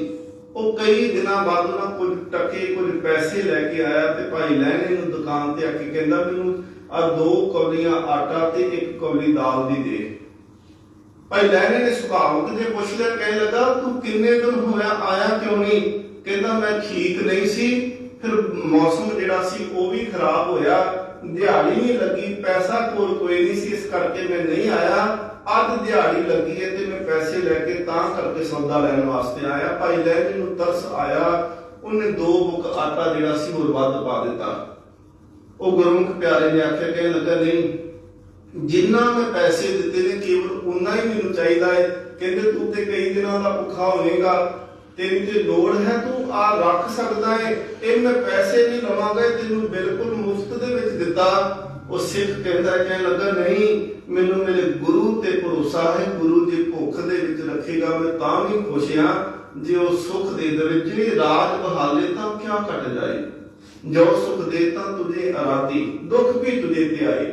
ਜੇ ਸੁੱਖ ਦਿੱਤਾ ਤਾਂ ਵੀ ਤੇਰਾ ਸ਼ੁਕਰ, ਤੇ ਜੇਕਰ ਜੀਵਨ ਚ ਦੁੱਖ ਆ ਗਿਆ ਤੇ ਤਾਂ ਵੀ ਤੇਰਾ ਸ਼ੁਕਰ ਹੈ ਕਿ ਤੂੰ ਦੇ ਕੇ ਫਿਰ ਵੀ ਆਪਣੇ ਨਾਲ ਜੁੜਦਾ। ਦੇਖੋ ਉਹ ਸੁੱਖ ਚੰਗਾ ਹੈ ਜਿਸ ਸੁੱਖ ਨੂੰ ਲੈ ਕਰਕੇ ਗੁਰੂ ਚੇਤੇ ਆਉਂਦਾ ਹੋਵੇ। ਜਿਸ ਸੁੱਖ ਕਰਕੇ ਗੁਰੂ ਚੇਤੇ ਆਵੇ ਉਹ ਸੁੱਖ ਚੰਗਾ, ਪਰ ਜਿਸ ਸੁੱਖ ਕਰਕੇ ਗੁਰੂ ਭੁੱਲ ਜਾਵੇ ਉਹ ਸੁੱਖ ਵੀ ਮਾੜਾ ਹੈ। ਸਤਿਗੁਰੂ ਮਹਾਰਾਜ ਦਾ ਇਹ ਸਿੱਖ ਉਹ 2 ਕੌਲੀਆਂ ਆਟਾ ਲੈ ਕੇ 1 ਦਾਲ ਦੀ ਕੌਲੀ ਲੈ ਕੇ ਘਰੇ ਗਿਆ। ਘਰ ਦੀ ਨੇ ਉਸਨੇ 3 ਪ੍ਰਸ਼ਾਦੇ ਬਣਾਏ, ਦਾਲ 2 ਕੌਲੀਆਂ ਬਣੀ। ਜਦੋਂ ਅਜੇ ਛਕਣ ਲੱਗੇ ਆ ਨਾ, ਇੰਨੇ ਚਿਰ ਨੂੰ ਬਾਹਰਲਾ ਦਰਵਾਜ਼ਾ ਖੜਕਿਆ। ਉਹਨਾਂ ਨੇ ਖੋਲਿਆ, ਗੁਰਮੁਖ ਪਿਆਰੇ ਨੇ ਦਰਵਾਜ਼ਾ, ਤੇ ਬਾਹਰੋਂ ਇੱਕ ਸਾਧੂ ਟਾਈਪ ਜਿਹੜਾ ਬੰਦਾ, ਉਹਨੇ ਕਿਹਾ ਕਿ ਇਹ ਗੁਰੂ ਨਾਨਕ ਦੇ ਸਿੱਖ ਦਾ ਘਰ ਮੈਂ ਸੁਣਿਆ ਹੈ। ਕਹਿੰਦੇ ਹਾਂ ਗੁਰੂ ਨਾਨਕ ਦੇ ਸਿੱਖ ਦਾ ਘਰ ਹੀ ਹੈ। ਕਹਿ ਲੱਗੇ ਮੈਂ ਬੜੇ ਦਿਨਾਂ ਤੋਂ ਭੁੱਖਾ ਸੀ, ਮੈਨੂੰ ਭੁੱਖ ਲੱਗੀ, ਕੁਝ ਖਾਣ ਨੂੰ ਮਿਲ ਸਕਦਾ ਹੈ? ਉਸ ਗੁਰਮੁਖ ਪਿਆਰੀ ਰੂਹ ਨੇ ਉਸ ਫਕੀਰ ਨੂੰ ਅੰਦਰ ਸੱਦਿਆ, ਚਾਦਰ ਵਿਛਾਈ, ਥਾਲੀ ਦੇ ਵਿੱਚ 2 ਫੁਲਕੇ ਤੇ ਕੌਲੀ ਦੀ ਦਾਲ ਦੀ ਲਿਆ ਕੇ ਉਹਦੇ ਅੱਗੇ ਪਰੋਸ ਦਿੱਤੇ। ਉਹਨੇ ਪ੍ਰਸ਼ਾਦਾ ਛਕ ਲਿਆ, ਪਰ ਮਨ ਦੇ ਵਿੱਚ ਇਹ ਵੀ ਪਤਾ ਲੱਗ ਗਿਆ ਕਿ ਇਹਨਾਂ ਦੇ ਘਰੇ ਬਹੁਤਾ ਕੁਝ ਨਹੀਂ। ਉਹਨੇ ਹੋਰ ਨਹੀਂ ਮੰਗਿਆ ਤੇ ਉਹ ਉੱਠ ਕੇ ਚਲੇ ਗਿਆ। ਸਿੱਖ ਨੇ ਸ਼ੁਕਰਾਨਾ ਕੀਤਾ, ਸੱਚੇ ਪਾਤਸ਼ਾਹ ਮਹਾਰਾਜ ਤੂੰ ਕਿੰਨਾ ਬੇਅੰਤ ਹੈ ਕਿ ਤੂੰ ਜੇਕਰ ਮੈਨੂੰ ਕੋਈ ਯਾਦ ਕਰਦਾ ਪਿਆ ਵੀ ਤੇਰੇ ਨਾਲ ਦੇ ਨਾਮ ਦੇ ਨਾਲ ਯਾਦ ਕਰਦਾ ਹੈ ਕਿ ਗੁਰੂ ਨਾਨਕ ਦੇ ਸਿੱਖ ਦਾ ਘਰ ਏ। ਸ਼ੁਕਰਾਨਾ ਕੀਤਾ। ਹੁਣ ਘਰ ਦੀ ਥਾਲੀ ਦੇ ਵਿੱਚ ਨਾ 1 ਰੋਟੀ ਪਈ ਆ ਤੇ 1 ਕੌਲੀ ਦਾਲ, ਤੇ ਘਰ ਵਾਲਾ ਆਪਣੀ ਪਤਨੀ ਨੂੰ ਕਹਿੰਦਾ ਹੈ ਕਿ ਤੂੰ ਆ ਰੋਟੀ ਖਾ ਲਾ, ਛੋਟੀ ਬੱਚੀ ਆ ਉਹਨੇ ਦੁੱਧ ਵੀ ਪੀਣਾ ਹੈ ਤੇ ਤੇਰਾ ਗੁਜ਼ਾਰਾ ਹੋ ਜਾਏਗਾ, ਮੈਂ ਕੱਲ ਨੂੰ ਖਾ ਲਵਾਂਗਾ। ਉਹ ਘਰ ਵਾਲੀ ਕਹਿੰਦੀ ਨੇ ਮੈਂ ਸਾਰਾ ਦਿਨ ਗੁਆਂਢਣ ਕੋਲ ਬੈਠੀ ਰਹੀ, ਮੈਂ ਗੱਲਾਂ ਬਾਤਾਂ ਬਥੇਰੀਆਂ ਕੀਤੀਆਂ, ਅੱਜ ਕੰਮ ਕੋਈ ਨਹੀਂ ਕੀਤਾ, ਮੈਨੂੰ ਭੁੱਖ ਵੀ ਨਹੀਂ ਲੱਗੀ, ਇਹ ਰੋਟੀ ਤੁਸੀਂ ਖਾ ਲਓ ਕਿਉਂਕਿ ਤੁਸੀਂ ਕੱਲ ਨੂੰ ਕੰਮ ਤੇ ਜਾਣਾ ਹੈ। ਹੁਣ ਇਹ ਸਾਰਾ ਕੁਝ ਜਿਹੜਾ ਸੀ ਭਾਈ ਲਹਿਣਾ ਬਾਹਰ ਖਲੋਤਾ ਦੇਖਦਾ ਪਿਆ ਏ ਕਿ ਬੰਦਾ ਭੁੱਖਾ ਹੋਵੇ, ਕਈ ਦਿਨਾਂ ਦੀ ਭੁੱਖ ਲੱਗੀ ਹੋਵੇ, ਉਹ ਤੇ ਇੱਕ ਦੂਸਰੇ ਤੋਂ ਖੋ ਕੇ ਖਾਂਦੇ ਨੇ ਕਿ ਮੈਂ ਖਾਵਾਂ, ਪਰ ਇੱਥੇ ਤਾਂ ਇਹ ਗੱਲ ਆਖਦੇ ਪਏ ਨੇ ਕਿ ਨਹੀਂ ਤੂੰ ਖਾਓ, ਕਹਿੰਦਾ ਨਹੀਂ ਤੂੰ ਖਾ। ਉੱਥੇ ਫਿਰ ਕਹਿੰਦੇ ਉਹਨਾਂ ਕਿਹਾ ਚੱਲ ਅੱਧੀ ਰੋਟੀ ਮੈਂ ਖਾਣਾ ਤੇ ਅੱਧੀ ਤੂੰ ਖਾ ਲਾ, ਥੋੜੀ ਦਾਲ ਮੈਂ ਖਾਵਾਂਗਾ ਤੇ ਥੋੜੀ ਤੂੰ ਖਾ। ਪਰ ਭਾਈ ਲਹਿਣਾ ਬਾਹਰ ਖਲੋਤਾ ਆਖਦਾ ਕਿ ਧੰਨ ਗੁਰੂ ਨਾਨਕ ਦੇਵ ਮਹਾਰਾਜ, ਧੰਨ ਤੇਰੀ ਸਿੱਖੀ ਆ, ਜਿਸ ਸਿੱਖੀ ਦੇ ਕਰਕੇ ਇਹਨਾਂ ਦਾ ਸਿਦਕ ਨਹੀਂ ਹਾਰਿਆ। ਭੁੱਖ ਤਾਂ ਹਾਰ ਗਈ, ਭੁੱਖ ਹਾਰ ਗਈ ਏ, ਤੇਰੇ ਸਿੱਖ ਦਾ ਸਿਦਕ ਉੱਥੇ ਜਿੱਤ ਗਿਆ। ਉਹਨਾਂ ਨੇ ਸੇਵਾ ਕਮਾਈ, ਉਸ ਸਾਧੂ ਨੂੰ ਪ੍ਰਸ਼ਾਦਾ ਆਪ ਭੁੱਖੇ ਰਹਿ ਕੇ ਛਕਾ ਦਿੱਤਾ। ਇਹ ਦੂਸਰਾ ਰੂਪ ਸੀ ਸਤਿਗੁਰੂ ਮਹਾਰਾਜ ਗੁਰੂ ਨਾਨਕ ਨੂੰ ਦੇਖਣ ਦਾ। ਪਹਿਲਾ ਬਾਣੀ ਦੇ ਰੂਪ ਦੇ ਵਿੱਚ ਦੇਖਿਆ, ਦੂਸਰਾ ਜਿਹੜਾ ਸੀ ਉਹ ਸੇਵਾ ਦੇ ਰੂਪ ਦੇ ਵਿੱਚ ਦੇਖਿਆ। ਹੁਣ ਸੰਗਤ ਨੂੰ ਨਾਲ ਲੈ ਕੇ ਦੇਵੀ ਦੇ ਦਰਸ਼ਨਾਂ ਨੂੰ ਚੱਲੇ। ਪਠਾਨਕੋਟ ਜੰਮੂ ਵਾਲੇ ਪਾਸੇ ਨੂੰ ਜਦੋਂ ਜਾਂਦੇ ਆ ਤੇ ਰਸਤੇ ਵਿੱਚ ਰਾਵੀ ਨੂੰ ਪਾਰ ਕੀਤਾ ਤੇ ਕਰਤਾਰਪੁਰ ਦੇ ਬਾਹਰ ਜਿਹੜਾ ਸੀ ਉਹ ਪੜਾਅ ਕਰ ਲਿਆ। ਰਾਤ ਭਾਈ ਲਹਿਣੇ ਦੇ ਪੈਰਾਂ ਦੇ ਵਿੱਚ ਘੁੰਗਰੂ ਬੰਨੇ ਆ, ਲਾਲ ਪੋਸ਼ਾਕ ਪਾ ਲਈ, ਸਾਰੀ ਰਾਤ ਨੱਚ ਕੇ ਤੇ ਦੇਵੀ ਦੀਆਂ ਭੇਟਾਂ ਗਾਈਆਂ। ਜਦੋਂ ਸਵੇਰ ਅੰਮ੍ਰਿਤ ਵੇਲਾ ਹੋਇਆ ਤੇ ਭਾਈ ਲਹਿਣਾ ਆਪਣੇ ਸਾਥੀਆਂ ਨੂੰ ਇੱਕ ਗੱਲ ਆਖਿਆ, ਕਹਿਣ ਲੱਗੇ ਜੀ ਇੱਥੇ ਲਾਗੇ ਕਰਤਾਰਪੁਰ ਗੁਰੂ ਨਾਨਕ ਦੇਵ ਮਹਾਰਾਜ ਰਹਿੰਦੇ ਨੇ ਤੇ ਮੈਂ ਉਹਨਾਂ ਦੇ ਦਰਸ਼ਨ ਕਰਨੇ ਆ, ਤੁਸੀਂ ਇੰਤਜ਼ਾਰ ਕਰਿਓ। ਮੈਂ ਹੁਣੇ ਗਿਆ ਤੇ ਹੁਣੇ ਵਾਪਸ ਆਇਆ। ਡਾਕਟਰ ਬਲਬੀਰ ਸਿੰਘ, ਭਾਈ ਵੀਰ ਸਿੰਘ ਦੇ ਛੋਟੇ ਭਰਾਤਾ, ਉਹ ਲਿਖਦੇ ਨੇ, ਕਹਿੰਦੇ ਕੌਣ ਜਾਣਦਾ ਸੀ ਕਿ ਭਾਈ ਲਹਿਣੇ ਨੇ ਜਾਣਾ ਤੇ ਹੈ ਪਰਤ ਕੇ ਵਾਪਸ ਕਦੀ ਨਹੀਂ ਆਉਣਾ। ਗੁਰੂ ਨਾਨਕ ਦੇਵ ਮਹਾਰਾਜ ਅੱਗੋਂ ਉਹ ਵੀ ਅੰਮ੍ਰਿਤ ਵੇਲੇ ਚੱਲੇ ਆ ਜੀ। ਮਹਾਰਾਜ ਜੀ ਦੀ ਬਾਣੀ ਆਖਦੀ ਹੈ, ਚਰਨ ਸ਼ਰਨ ਗੁਰ ਏਕ ਪੈਂਡਾ ਜਾਏ ਚਲ, ਸਤਿਗੁਰ ਕੋਟ ਪੈਂਡਾ ਆਗੇ ਹੋਏ ਲੇਖ ਹੈ। ਗੁਰੂ ਦੇ ਵੱਲੇ ਤੁਰ ਕੇ ਤਾਂ ਦੇਖੋ, ਗੁਰੂ ਤਾਂ ਆਪ ਅੱਗੋਂ ਲੈਣ ਵਾਸਤੇ ਤਿਆਰ ਹੋ ਜਾਂਦਾ ਹੈ। ਭਾਈ ਲਹਿਣਾ ਰਸਤੇ ਦੇ ਵਿੱਚ ਗਏ, ਇੱਕ ਬਜ਼ੁਰਗ ਨੂੰ ਘਾਹ ਖੋਦਿਆਂ ਦੇਖਿਆ ਤੇ ਘੋੜੀ ਨੂੰ ਰੋਕਿਆ। ਉਹਨੂੰ ਪੁੱਛਦੇ ਨੇ ਕਿ ਨਾਨਕ ਦੇ ਬਾਬੇ ਨਾਨਕ ਦੇ ਘਰ ਦਾ ਪਤਾ? ਉਹ ਕਹਿੰਦਾ ਹਾਂ ਬਿਲਕੁਲ ਪਤਾ। ਕਹਿੰਦੇ ਦੱਸ ਕਿਸ ਪਾਸੇ ਜਾਵਾਂ?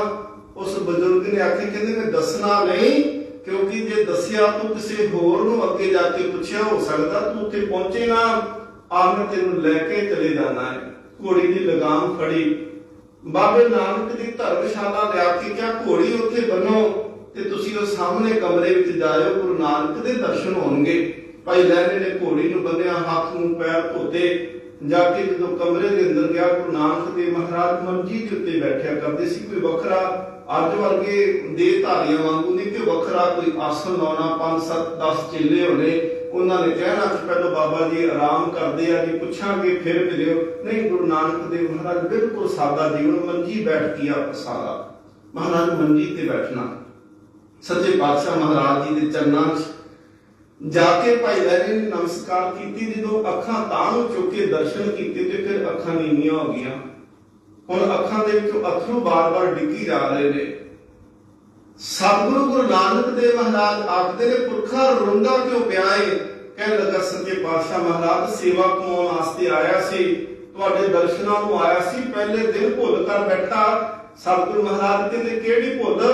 ਕਹਿਣ ਲੱਗਾ, ਸੱਚੇ ਪਾਤਸ਼ਾਹ ਮਹਾਰਾਜ ਤੁਸੀਂ ਅੱਗੇ ਤੁਰ ਕੇ ਆਏ, ਉਹ ਬਜ਼ੁਰਗ ਹੋਰ ਕੋਈ ਨਹੀਂ, ਉਹ ਤੁਸੀਂ ਸੋ। ਮੈਂ ਘੋੜੀ ਦੇ ਉੱਤੇ ਬੈਠਾ ਸਾਂ ਤੇ ਤੁਸੀਂ ਪੈਦਲ ਚੱਲ ਕੇ ਆਏ, ਇਹ ਤੁਹਾਡੀ ਆਗਿਆ ਸੀ। ਗੁਰੂ ਨਾਨਕ ਦੇਵ ਮਹਾਰਾਜ ਕਹਿੰਦੇ, ਪੁਰਖਾ ਤੇਰਾ ਨਾਮ ਕੀ? ਤੇ ਕਹਿੰਦਾ ਜੀ ਮਾਪਿਆਂ ਨੇ ਨਾਮ ਲਹਿਣਾ ਰੱਖਿਆ ਹੈ। ਤੇ ਸਤਿਗੁਰੂ ਮਹਾਰਾਜ ਮੁਸਕਰਾ ਕੇ ਡਾਕਟਰ ਬਲਬੀਰ ਸਿੰਘ ਕਹਿੰਦੇ ਹੱਥ ਤੇ ਤਾੜੀ ਮਾਰ ਕੇ ਆਖਦੇ ਨੇ, ਕਹਿੰਦੇ ਜਿਹੜੇ ਲਹਿਣੇਦਾਰ ਹੁੰਦੇ ਨੇ ਉਹ ਘੋੜੀਆਂ ਤੇ ਚੜ ਕੇ ਆਉਂਦੇ ਆ, ਜਿਨ੍ਹਾਂ ਨੇ ਦੇਣਾ ਹੁੰਦਾ ਹੈ ਉਹ ਅੱਗੋਂ ਲੈਣ ਵਾਸਤੇ ਜਾਇਆ ਕਰਦੇ ਆ। ਸਤਿਗੁਰੂ ਮਹਾਰਾਜ ਜੀ ਨੇ ਉੱਥੇ ਫਿਰ ਭਾਈ ਲਹਿਣਾ ਉਸ ਦਿਨ ਤੋਂ ਬਾਅਦ ਵਿੱਚ ਗੁਰੂ ਨਾਨਕ ਦੇਵ ਮਹਾਰਾਜ ਜੀ ਦੇ ਚਰਨਾਂ ਵਿੱਚ ਰਿਹਾ। ਸਨ 1532 ਦੇ ਵਿੱਚ ਜਾਂਦੇ ਆ। 28 ਸਾਲ ਦੀ ਉਮਰ ਹੈ ਉਸ ਵੇਲੇ ਭਾਈ ਲਹਿਣਾ ਜੀ ਦੀ। ਸਨ 1532 ਤੋਂ ਲੈ ਕੇ ਤੇ 1539 ਤੱਕ 7 ਸਾਲ ਭਾਈ ਲਹਿਣੇ ਨੇ ਗੁਰੂ ਨਾਨਕ ਦੇਵ ਮਹਾਰਾਜ ਜੀ ਦੇ ਚਰਨਾਂ ਵਿੱਚ ਰਹੇ। ਜਿਹੜੀ ਗੱਲ ਅਸੀਂ ਅੱਜ ਮਹਾਰਾਜ ਜੀ ਦਾ ਕਨਸੈਪਟ ਲਿਆ ਨਾ, ਹੁਕਮ ਮੰਨਿਆ ਹੋਵੇ ਪ੍ਰਵਾਨ ਤਾਂ ਖਸਮੇ ਕਾ ਮਹਿਲ ਪਾਇਸੀ। ਭਾਈ ਲਹਿਣੇ ਨੇ ਗੁਰੂ ਨਾਨਕ ਦਾ ਹਰ ਹੁਕਮ ਮੰਨਿਆ ਤੇ ਸਤਿਗੁਰੂ ਮਹਾਰਾਜ ਨੇ ਦੇਖਿਆ, ਨਵਾਂ ਚੋਲਾ ਪਾ ਕੇ ਆਏ। ਮਾਤਾ ਸੁਲੱਖਣੀ ਨੂੰ ਪੁੱਛਦੇ, ਸਤਿਗੁਰੂ ਮਹਾਰਾਜ ਕਿੱਥੇ? ਮਾਤਾ ਜੀ ਕਹਿੰਦੇ ਨੇ ਉਹ ਖੇਤਾਂ ਦੇ ਵਿੱਚ ਨਦੀਨ ਕੱਢਦੇ ਪਏ, ਝੋਨੇ ਚੋਂ ਨਦੀਨ ਪੁੱਟਦੇ ਪਏ ਆ। ਭਾਈ ਲਹਿਣਾ ਉੱਥੇ ਗਏ, ਦੇਖਿਆ ਸਤਿਗੁਰੂ ਮਹਾਰਾਜ ਨਦੀਨ ਪੁੱਟਦੇ। ਕਹਿੰਦੇ ਮਹਾਰਾਜ ਕਹਿੰਦੇ ਮੈਂ ਵੀ ਗੁਰੂ ਅੰਗਦ ਦੇਵ ਮਹਾਰਾਜ ਕਹਿੰਦੇ ਸਤਿਗੁਰੂ ਮੈਂ ਆ ਕੇ ਕਰਾਂ ਆਹ ਕੰਮ? ਸਤਿਗੁਰੂ ਮਹਾਰਾਜ ਕਹਿੰਦੇ ਹਾਂ ਬਿਲਕੁਲ। ਤੇ ਜਦੋਂ ਨਦੀਨ ਪੁੱਟਣ ਲੱਗੇ ਨਾਲ ਝੋਨੇ ਦੇ 2-4 ਬੂਟੇ ਵੀ ਪੁੱਟ ਦਿੱਤੇ। ਸਤਿਗੁਰੂ ਮਹਾਰਾਜ ਕਹਿੰਦੇ ਪੁਰਖਾ ਤੂੰ ਬੂਟਾ ਲਾਉਣ ਵਾਸਤੇ ਆਇਆ ਨਾ ਕਿ ਪੁੱਟਣ ਵਾਸਤੇ ਆਇਆ? ਮਹਾਰਾਜ ਨੇ ਰੋਕ ਦਿੱਤਾ। ਫਿਰ ਉਹ ਚਿੱਕੜ ਦੇ ਨਾਲ ਭਰੀ ਹੋਈ ਜਿਹੜੀ ਪੰਜ ਨਦੀਨ ਦੀ ਸੀ, ਮਹਾਰਾਜ ਕਹਿੰਦੇ ਲੈ ਲਿਆ, ਪੰਜ ਚੁੱਕੇਗਾ? ਸਤਿਗੁਰੂ ਮਹਾਰਾਜ ਕਹਿੰਦੇ ਹਾਂ ਬਿਲਕੁਲ ਚੁੱਕਾਂਗਾ ਮਹਾਰਾਜ, ਤੁਸੀਂ ਚੁਕਾਓਗੇ ਤਾਂ। ਉਹ ਚਿੱਕੜ ਦੀ ਭਰੀ ਹੋਈ ਪੰਡ ਭਾਈ ਲਹਿਣੇ ਨੇ ਸਿਰ ਤੇ ਰੱਖੀ ਤੇ ਧਰਮਸ਼ਾਲ ਵਾਪਸ ਆਏ। ਮਗਰ ਗੁਰੂ ਨਾਨਕ ਦੇਵ ਮਹਾਰਾਜ ਪਹੁੰਚਦੇ ਆ। ਮਾਤਾ ਸੁਲੱਖਣੀ ਆਖਦੇ ਆ, ਸਤਿਗੁਰੂ ਉਹਦਾ ਕੁੜਤਾ ਕਿੰਨਾ ਸੋਹਣਾ ਸੀ, ਰੇਸ਼ਮ ਦਾ ਕੁੜਤਾ ਸਾਰਾ ਹੀ ਚਿੱਕੜ ਨਾਲ ਭਿੱਜ ਗਿਆ। ਤੁਸੀਂ ਪੰਡ ਹੋਰ ਕਿਸੇ ਨੂੰ ਚੁਕਾਉਂਦੇ। ਮਹਾਰਾਜ ਕਹਿੰਦੇ ਇਹ ਪੰਡ ਹੋਰ ਚੁੱਕਣ ਵਾਲਾ ਕੋਈ ਨਹੀਂ ਸੀ, ਇਹ ਪੰਡ ਕੇਵਲ ਲਹਿਣਾ ਚੁੱਕ ਸਕਦਾ ਸੀ। ਉਹ ਅਸਲ ਵਿੱਚ ਮਹਾਰਾਜ ਦੀ ਰੌਣਕ ਸੀ ਕਿ ਕਿਹੜੀ ਪੰਡ, ਉਹ ਗੁਰਿਆਈ ਦੀ ਪੰਡ ਸੀ, ਉਹ ਮਨੁੱਖਤਾ ਦੇ ਦਰਦ ਦੀ ਪੰਡ ਸੀ। ਮਹਾਰਾਜ ਚਿੱਕੜ ਦੇ ਨਾਲ ਕੁੜਤਾ ਭਰ ਗਿਆ। ਸੱਚੇ ਪਾਤਸ਼ਾਹ ਮਹਾਰਾਜ ਕਹਿੰਦੇ ਇਹ ਚਿੱਕੜ ਨਹੀਂ, ਇਹ ਕੇਸਰ ਸਮਾਨ ਹੈ। ਤੇ ਸਤਿਗੁਰੂ ਮਹਾਰਾਜ ਪਾਤਸ਼ਾਹ ਜੀ ਕਹਿੰਦੇ ਨੇ ਕਿ ਧਰਮਸ਼ਾਲਾ ਵਿੱਚ ਚੂਹੀ ਮਰੀ ਪਈ, ਲਹਿਣਿਆਂ ਬਾਹਰ ਸੁੱਟਿਆ। ਅਸਲ ਦੇ ਵਿੱਚ ਮਹਾਰਾਜ ਨੇ ਉਹ ਨੀਵੇਂ ਕੰਮ ਲਹਿਣੇ ਤੋਂ ਕਰਾਏ ਜਿਹੜਾ ਬਿਲਕੁਲ ਸ਼ੂਦਰ ਜਾਤੀ ਵਾਲਾ ਕਰਦਾ ਸੀ। ਮਹਾਰਾਜ ਨੂੰ ਪਤਾ ਸੀ ਕਿ ਖੱਤਰੀ ਜਾਤ ਦੇ ਵਿੱਚੋਂ ਆ, ਕਿਤੇ ਇਹ ਨਾ ਹੋਵੇ ਕਿ ਜਾਤ ਦਾ ਅਭਿਮਾਨ ਬਾਕੀ ਰਹਿ ਜਾਏ। ਸਤਿਗੁਰੂ ਮਹਾਰਾਜ ਕਹਿੰਦੇ ਚੂਹੀ ਬਾਹਰ ਸੁੱਟੇਗਾ ਜੀ, ਮਹਾਰਾਜ ਉਸੇ ਵੇਲੇ ਚੁੱਕ ਕੇ ਸੁੱਟ ਆਏ। ਹੁਕਮ ਮੰਨਿਆ ਹੋਵੇ ਪ੍ਰਵਾਨ। ਜੇ ਮਹਾਰਾਜ ਨੇ ਇੱਕ ਕੌਲਾ ਸੁੱਟ ਦਿੱਤਾ ਚਿੱਕੜ ਦੇ ਵਿੱਚ ਤੇ ਪੁੱਤਰ ਸ੍ਰੀ ਚੰਦ ਨੂੰ ਕਹਿੰਦੇ ਪੁੱਤਰ ਇਹ ਕੌਲਾ ਚਿੱਕੜ ਚੋਂ ਬਾਹਰ ਕੱਢ ਕੇ ਲੈ ਕੇ ਆ। ਕਹਿੰਦੇ ਸਤਿਗੁਰੂ ਮਹਾਰਾਜ ਹੋਰ ਕੌਲੇ ਬਹੁਤ ਨੇ, ਉਹ ਲੈ ਲਓ। ਕਹਿੰਦੇ ਨਹੀਂ ਆਹ ਕੌਲਾ ਮੈਨੂੰ ਚੰਗਾ ਲੱਗਦਾ ਸੀ, ਪੁੱਤਰ ਲਖਮੀ ਦਾਸ ਤੁਸੀਂ ਇਹ ਕੌਲਾ ਕੱਢੋਗੇ? ਉਹ ਕਹਿੰਦੇ ਨਹੀਂ ਮੈਂ ਨਹੀਂ ਕੱਢਣਾ, ਕਿਸੇ ਹੋਰ ਸੇਵਕ ਨੂੰ ਆਖੋ। ਸਤਿਗੁਰੂ ਮਹਾਰਾਜ ਕਹਿੰਦੇ ਲੈ ਮੈਂ ਤੁਸੀਂ ਕੱਢੋਗੇ? ਬਿਲਕੁਲ ਚਿੱਕੜ ਦੀ ਮਾਰੀ ਛਾਲ ਕੌਲਾ ਕੱਢਿਆ, ਸਾਫ਼ ਕਰਕੇ ਲਿਆ ਕੇ ਮਹਾਰਾਜ ਨੇ ਸਾਨੂੰ ਖਰਾਕ ਦਿੱਤਾ। ਜੇ ਮਹਾਰਾਜ ਕਹਿੰਦੇ ਨੇ ਕਹਿਣ ਲੱਗੇ ਕਿ ਆ ਕਿੱਕਰ ਜਿਹੜੀ ਹੈ ਇਹਨੂੰ ਹਿਲਾਓ, ਸੰਗਤ ਆਇਆ ਕਿੱਕਰ ਤੋਂ ਮਠਿਆਈ ਡਿੱਗੇਗੀ ਤੇ ਉਹਨਾਂ ਸੰਗਤਾਂ ਨੂੰ ਛਕਾਵਾਂਗੇ। ਬਾਬਾ ਸ੍ਰੀ ਚੰਦ ਕਹਿੰਦਾ ਪੈਸੇ ਲਓ ਬਾਜ਼ਾਰ ਨੂੰ ਲੈ ਕੇ ਉਹਨੇ ਕਿੱਕਰਾਂ ਤੋਂ ਕੰਡੇ ਡਿੱਗਦੇ ਨੇ, ਮਠਿਆਈ ਨਹੀਂ ਡਿੱਗਦੀ। ਪੁੱਤਰ ਲਖਮੀ ਦਾਸ ਨੇ ਵੀ ਜਵਾਬ ਦੇ ਦਿੱਤਾ। ਭਾਈ ਲਹਿਣੇ ਨੂੰ ਆਖਿਆ ਤੂੰ ਕਿੱਕਰ ਹਿਲਾਏਗਾ ਲੈਣਿਆ? ਉਸੇ ਵੇਲੇ ਝਟਪਟ ਜਿਹੜਾ ਸੀ ਉਹ ਕਿੱਕਰ ਤੇ ਚੜ ਗਏ ਤੇ ਬਾਬੇ ਸ੍ਰੀ ਚੰਦ ਦੇ ਪੈਰ ਥੱਲੇ ਫੜ ਲਿਆ। ਕਹਿੰਦੇ ਆ ਕੀ ਕਰਨ ਲੱਗਿਆ ਲੈਣਿਆ? ਸਾਡੇ ਪਿਤਾ ਨੂੰ ਤਾਂ ਸ਼ਾਇਦ ਸਮਝ ਕੋਈ ਨਹੀਂ ਕਿ ਕਿੱਕਰਾਂ ਤੋਂ ਥੋੜੀ ਮਠਿਆਈਆਂ ਡਿੱਗਦੀਆਂ ਨੇ, ਆ ਥੱਲੇ ਆ। ਭਾਈ ਲਹਿਣਾ ਕਹਿੰਦਾ ਨਹੀਂ ਮੈਂ ਥੱਲੇ ਨਹੀਂ ਆਉਣਾ, ਮੈਂ ਤੇ ਹੁਕਮ ਕਮਾਉਣ ਵਾਸਤੇ ਆਇਆ। ਮੇਰੇ ਗੁਰੂ ਨੇ ਹੁਕਮ ਕੀਤਾ ਮੈਂ ਕਿੱਕਰ ਹਿਲਾਉਣੀ ਆ। ਕਹਿੰਦੇ ਮਠਿਆਈ? ਕਹਿੰਦੇ ਮੈਂ ਤੇ ਹੁਕਮ ਮੰਨਣਾ, ਮਠਿਆਈ ਤੇ ਬਾਬੇ ਨਾਨਕ ਨੇ ਘੇਰਨੀ ਆ। ਸਤਿਗੁਰ ਸੱਚੇ ਪਾਤਸ਼ਾਹ ਮਹਾਰਾਜ ਨੇ ਇੱਕ ਦਿਨ ਧਾਨਕ ਰੂਪ ਚਮੜੇ ਦਾ ਕੁੜਤਾ ਪਾਇਆ। ਮਹਾਰਾਜ ਜੀ ਨੇ ਹੱਥ ਵਿੱਚ ਕੁੱਤੇ ਫੜੇ, ਇੱਕ ਹੱਥ ਦੇ ਵਿੱਚ ਡਾਂਗ ਫੜੀ, ਇੱਕ ਝੋਲਾ ਮੋਢੇ ਦੇ ਵਿੱਚ ਪਾਇਆ ਜਿਹਦੇ ਵਿੱਚ ਕੁਝ ਪੈਸੇ ਪਾਏ ਹੋਏ ਸੀ। ਗੁਰੂ ਨਾਨਕ ਦੇਵ ਮਹਾਰਾਜ ਸੱਚੇ ਪਾਤਸ਼ਾਹ ਜੰਗਲ ਵਾਲੇ ਪਾਸੇ ਨੂੰ ਤੁਰ ਪਏ। ਮਗਰ ਭਾਈ ਲਹਿਣਾ ਤੁਰਦਾ ਪਿਆ ਏ, ਮਗਰ ਬਾਬਾ ਬੁੱਢਾ ਸਾਹਿਬ ਜੀ ਤੁਰਦੇ ਪਏ ਨੇ, ਮਗਰ ਬਹੁਤ ਸਾਰੀ ਸੰਗਤ ਤੁਰੀ। ਸਤਿਗੁਰੂ ਮਹਾਰਾਜ ਨੇ ਝੋਲੇ ਵਿੱਚ ਹੱਥ ਪਾਇਆ, ਕੁਝ ਪੈਸੇ ਕੰਡੇ ਸੁੱਟੇ, ਸੰਗਤ ਨੇ ਚੁੱਕੇ ਤੇ ਵਾਪਸ ਆ ਗਈ। ਹੋਰ ਜਿਹੜੀ ਤੁਰੀ ਜਾਂਦੀ ਸੰਗਤ ਮਹਾਰਾਜ ਨੇ ਮੋਹਰਾਂ ਸੁੱਟੀਆਂ, ਉਹ ਚੁੱਕ ਕੇ ਆ ਗਏ। ਬਾਬਾ ਬੁੱਢਾ ਸਾਹਿਬ ਤੇ ਭਾਈ ਲਹਿਣਾ ਇਕੱਲੇ ਹੁਣ ਤੁਰਦੇ ਪਏ ਆ। ਬਾਬੇ ਬੁੱਢਾ ਸਾਹਿਬ ਜੀ ਨੂੰ ਡੰਡਾ ਮਾਰ ਕੇ, ਹੱਥ ਵਿੱਚ ਜਿਹੜਾ ਡੰਡਾ ਸੀ ਉਹ ਮਾਰ ਕੇ ਆਖਦੇ ਨੇ ਬੁੱਢਿਆ ਵਾਪਸ ਚਲੇ ਜਾ। ਕਹਿੰਦੇ ਮਹਾਰਾਜ ਤੁਹਾਡੇ ਤੋਂ ਓਲੇ ਨਹੀਂ ਰਹਿ ਸਕਦਾ। ਸਤਿਗੁਰੂ ਮਹਾਰਾਜ ਨੇ ਫਿਰ ਉੱਥੇ ਅਸੀਸ ਦਿੱਤੀ, ਬੁੱਢਿਆ ਤੇਥੋਂ ਓਲੇ ਕਦੇ ਨਾ ਹੋਸਾ, ਮੈਂ ਕਿਸੇ ਵੀ ਗੁਰੂ ਰੂਪ ਦੇ ਵਿੱਚ ਹੋਵਾਂ ਪਰ ਤੇਥੋਂ ਪਰਦਾ ਕੋਈ ਨਹੀਂ ਹੋਵੇਗਾ। ਫਿਰ ਭਾਈ ਲਹਿਣਾ ਇਕੱਲਾ ਪਿੱਛੇ ਜਾਂਦੇ ਆ ਤੇ ਸਤਿਗੁਰੂ ਮਹਾਰਾਜ ਕਹਿੰਦੇ ਲਹਿਣਿਆ ਵਾਪਸ ਮੁੜ ਜਾ, ਆਪਣੇ ਘਰੇ ਚਲੇ ਜਾ। ਸਾਰੇ ਚਲੇ ਗਏ। ਭਾਈ ਲਹਿਣਾ ਹੱਥ ਜੋੜ ਕੇ ਆਖਦੇ ਸੱਚੇ ਪਾਤਸ਼ਾਹ ਉਹਨਾਂ ਦੇ ਘਰ ਸੀ ਤੇ ਉਹ ਚਲੇ ਗਏ, ਮੇਰਾ ਕੋਈ ਘਰ ਨਹੀਂ, ਮੇਰਾ ਘਰ ਕੇਵਲ ਗੁਰੂ ਨਾਨਕ ਹੈ। ਸਤਿਗੁਰੂ ਮਹਾਰਾਜ ਕਹਿੰਦੇ ਮੈਂ ਵੀ ਉਹ ਘਰ ਲੱਭਦਾ ਸੀ, ਮੈਂ ਵੀ ਉਹ ਹਿਰਦਾ ਲੱਭਦਾ ਸੀ ਜਿੰਦਾ ਕੇਵਲ ਭਰੋਸਾ ਗੁਰੂ ਨਾਨਕ ਹੋਵੇ। ਸਤਿਗੁਰੂ ਸੱਚੇ ਪਾਤਸ਼ਾਹ ਮਹਾਰਾਜ ਨੇ ਫਿਰ ਉਸ ਦਿਨ ਕਿਹਾ ਕਿ ਗੁਰਤਾ ਗੱਦੀ ਜਿਹੜੀ ਹੈ ਉਹ ਭਾਈ ਲਹਿਣੇ ਨੂੰ ਦਵਾਂਗਾ। ਜੋਤ ਉਹਾ ਜੁਗਤ ਸਾਏ ਸਹਿ ਕਾਇਆ ਫਿਰ ਪਲਟੀਏ। ਤੇ ਸਤਿਗੁਰੂ ਮਹਾਰਾਜ ਜੀ ਤਾਂ ਗੁਰਤਾ ਦਿੰਦੇ ਆ। ਸੰਗਤ ਇਕੱਠੀ ਹੋਈ, ਰਿਸ਼ਤੇਦਾਰ ਇਕੱਠੇ ਹੋਏ, ਉਹ ਆਖਦੇ ਨੇ ਸੱਚੇ ਪਾਤਸ਼ਾਹ ਮਹਾਰਾਜ ਇੰਨੀਆਂ ਉਦਾਸੀਆਂ ਕੀਤੀਆਂ, ਇੰਨਾ ਸਫਰ ਕੀਤਾ, ਆ ਪੁੱਤਰਾਂ ਨੂੰ ਗੱਦੀ ਕਿਉਂ ਨਹੀਂ ਦਿੰਦੇ? ਸਤਿਗੁਰੂ ਮਹਾਰਾਜ ਕਹਿੰਦੇ ਮੈਂ ਪੁੱਤਰ ਨੂੰ ਹੀ ਆਖਦਾ ਸੀ ਪਹਿਲਾਂ ਪੁੱਤ ਆਹ ਕੰਮ ਕਰੇਗਾ, ਉਹ ਕਹਿੰਦਾ ਨਹੀਂ ਮੈਂ ਨਹੀਂ ਕਰਨਾ। ਮੈਂ ਦੂਸਰੇ ਨੂੰ ਆਖਿਆ, ਉਹ ਕਹਿੰਦਾ ਮੈਂ ਨਹੀਂ ਕਰਨਾ। ਇਹਨਾਂ ਨੇ ਹੁਕਮ ਨਹੀਂ ਮੰਨਿਆ। ਇਹ ਤਾਂ ਦਾਤ ਜਾਤ ਖਸਮੇ ਵਡਿਆਈ, ਦਾਤ ਜੋਤ ਖਸਮੇ ਵਡਿਆਈ, ਇਹ ਤਾਂ ਮਾਲਕ ਦੀ ਵਡਿਆਈ। ਇਹ ਤਾਂ ਏਦਾਂ ਥੋੜੀ ਮਿਲਦੀ ਸਿਫਾਰਸ਼ਾਂ ਦੇ ਨਾਲ। ਸਤਿਗੁਰੂ ਮਹਾਰਾਜ ਦੇ ਦੱਸਦੇ ਪਏ ਨੇ ਉਸ ਵੇਲੇ ਬਾਬਾ ਬੁੱਢਾ ਸਾਹਿਬ ਜੀ, ਉਹਨਾਂ ਨੇ ਉਸ ਵੇਲੇ ਨਾ ਸਤਿਗੁਰੂ ਮਹਾਰਾਜ ਜੀ ਦੀ ਜੇਬ ਦੇ ਵਿੱਚੋਂ ਇੱਕ ਸਿੱਕਾ, ਇੱਕ ਰੁਪਈਆ ਕੱਢਿਆ ਤੇ ਧੰਨ ਗੁਰੂ ਨਾਨਕ ਦੇਵ ਦੇ ਸੱਜੇ ਹੱਥ ਤੇ ਰੱਖ ਕੇ ਆਖਦੇ ਨੇ ਬਾਬਾ ਸ੍ਰੀ ਚੰਦ ਜੀ ਗੁਰੂ ਨਾਨਕ ਦੇ ਹੱਥ ਦੇ ਉੱਤੇ ਕੀ ਆ? ਉਹ ਕਹਿੰਦੇ ਬਾਬਾ ਬੁੱਢਾ ਜੀ ਤੁਸੀਂ ਕੈਸੀਆਂ ਗੱਲਾਂ ਕਰਦੇ ਹੋ? ਸਾਹਮਣੇ ਤੇ 1 ਰੁਪਈਆ ਕੱਢਿਆ ਤੇ ਸਾਡੇ ਪਿਤਾ ਦੇ ਹੱਥ ਤੇ ਰੱਖ ਦਿੱਤਾ, ਹੋਰ ਕੀ ਹੈ। ਬਾਬਾ ਲਖਮੀ ਦਾਸ ਨੂੰ ਪੁੱਛਿਆ ਕਿ ਦੂਜੇ ਹੱਥ ਤੇ ਰੱਖ ਦਿੱਤਾ ਬਾਬਾ ਬੁੱਢਾ ਜੀ ਨੇ। ਉਹ ਚੁੱਕਿਆ ਸੱਜੇ ਹੱਥ ਤੋਂ ਖੱਬੇ ਹੱਥ ਤੇ ਰੱਖ ਕੇ ਆਖਦੇ, ਦੱਸੋ ਬਾਬਾ ਲਖਮੀ ਦਾਸ ਜੀ ਗੁਰੂ ਨਾਨਕ ਦੇ ਹੱਥ ਤੇ ਕੀ ਹੈ। ਬਾਬਾ ਲਖਮੀ ਦਾਸ ਕਹਿੰਦੇ, ਵਾਹ ਬਾਬਾ ਬੁੱਢਾ ਜੀ, ਪਹਿਲੋਂ ਸੱਜੇ ਹੱਥ ਤੇ ਸੀ ਹੁਣ ਖੱਬੇ ਹੱਥ ਤੇ, ਪਹਿਲੋਂ ਸਿੱਧਾ ਰੱਖਿਆ ਸੀ ਹੁਣ ਪੁੱਠਾ ਰੱਖ ਦਿੱਤਾ, ਹੋਰ ਕੀ। ਭਾਈ ਲਹਿਣੇ ਨੂੰ ਆਵਾਜ਼ ਦੇ ਕੇ ਆਖਦੇ, ਭਾਈ ਲਹਿਣਿਆ ਤੂੰ ਦੱਸ ਗੁਰੂ ਨਾਨਕ ਦੇ ਹੱਥ ਦੇ ਉੱਤੇ ਕੀ ਆ। ਭਾਈ ਲਹਿਣੇ ਹੱਥ ਜੋੜ ਲਏ, ਅੱਖਾਂ ਦੇ ਵਿੱਚ ਜਲ ਭਰ ਆਇਆ ਤੇ ਕਹਿਣ ਲੱਗੇ, ਸੱਚੇ ਪਾਤਸ਼ਾਹ ਮਹਾਰਾਜ ਜੀ ਦੇ ਜੋ ਹੱਥਾਂ ਵਿੱਚ ਆ ਮੈਂ ਉਹ ਕਿਵੇਂ ਦੱਸ ਸਕਦਾ। ਗੁਰੂ ਨਾਨਕ ਦੇਵ ਮਹਾਰਾਜ ਜਿੰਦੇ ਸੀਸ ਤੇ ਹੱਥ ਰੱਖ ਦਿੰਦੇ ਆ ਉਹ ਬ੍ਰਹਮ ਗਿਆਨ ਦੀ ਅਵਸਥਾ ਪ੍ਰਾਪਤ ਕਰਦਾ ਹੈ। ਗੁਰੂ ਨਾਨਕ ਦੇ ਹੱਥ ਦੇ ਉੱਤੇ ਰਿੱਧੀਆਂ ਤੇ ਸਿੱਧੀਆਂ ਨੇ। ਸੱਚੇ ਪਾਤਸ਼ਾਹ ਮਹਾਰਾਜ ਤਾਂ ਜਨਮ ਮਰਨ ਖਤਮ ਕਰ ਦਿੰਦੇ ਆ। ਦੁਨੀਆ ਭਰ ਦਾ ਖਜ਼ਾਨਾ ਗੁਰੂ ਨਾਨਕ ਦੇ ਹੱਥਾਂ ਵਿੱਚ ਆ। ਜਾ ਕੇ ਬਸੀਸ ਧਰਿਓ ਗੁਰ ਹੱਥ, ਗੁਰੂ ਜਿੰਦੇ ਤੇ ਕਿਰਪਾ ਕਰਕੇ ਹੱਥ ਰੱਖ ਦਿੰਦਾ ਹੈ ਨਾ, ਉਹਨਾਂ ਤੇ ਜਨਮ ਤੇ ਮਰਨ ਕੱਟਿਆ ਜਾਂਦਾ ਹੈ। ਬਾਬਾ ਬੁੱਢਾ ਸਾਹਿਬ ਜੀ ਕਹਿੰਦੇ ਬਸ ਇਹੀ ਸੀ। ਇਹਨਾਂ ਨੇ ਕੇਵਲ ਗੁਰੂ ਨਾਨਕ ਨੂੰ ਪਿਤਾ ਕਰਕੇ ਜਾਣਿਆ, ਭਾਈ ਲਹਿਣੇ ਨੇ ਗੁਰੂ ਨਾਨਕ ਨੂੰ ਪਰਮੇਸ਼ਰ ਕਰਕੇ ਜਾਣਿਆ।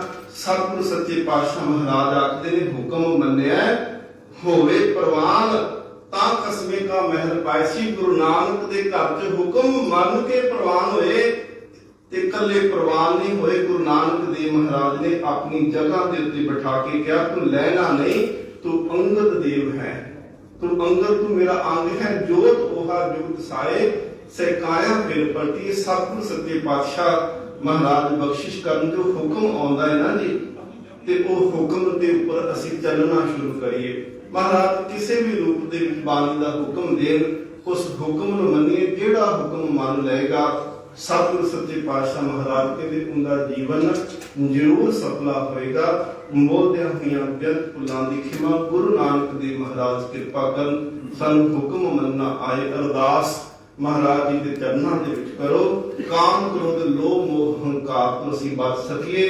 ਕਾਮ ਕ੍ਰੋਧ ਲੋਭ ਝੂਠ ਨਿੰਦਾ ਇਨਤੇ ਆਪ ਛਡਾਵੋ। ਇਹ ਪੀਤਰ ਤੇ ਇਨ ਕੋ ਡਾਰੋ, ਆਪਨ ਨਿਕਟ ਬੁਲਾਵੋ। ਗੁਰੂ ਨਾਨਕ ਦੇਵ ਮਹਾਰਾਜ ਬਖਸ਼ਿਸ਼ ਰਹਿਮਤ ਕਰਨ ਜੀ।